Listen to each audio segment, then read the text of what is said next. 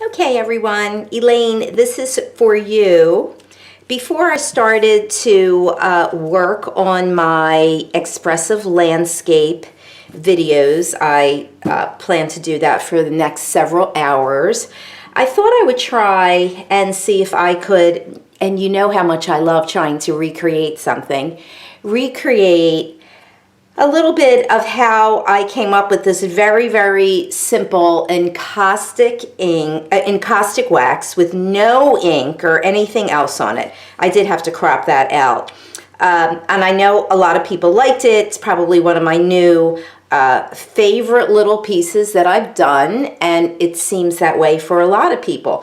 So let's see if I can just show you how I went about doing that.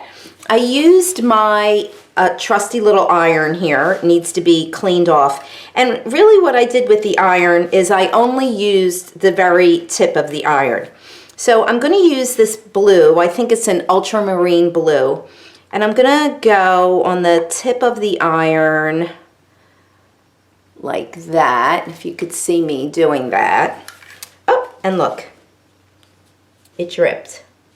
And then I'm taking the iron and I'm just trying to make some leaves with those end pieces. See, I'm not doing anything crazy, nothing crazy, just taking the ends of the iron.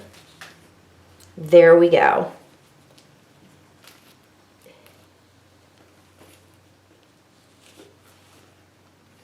I think I might actually just leave it like that, or maybe just add. I didn't even need to add anymore. Okay, so other than that little drop there, I think it looks great. Now what I'm going to do is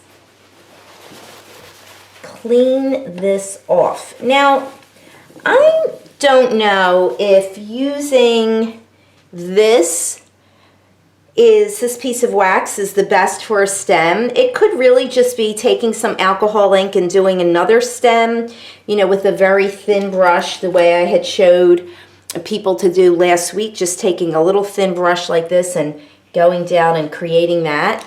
But if you want to be a little adventuresome, you could take, I have this green, depending on what color you have, and then all I did was just take that and just bring it down.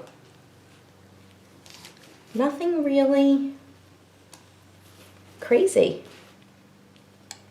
Very simple.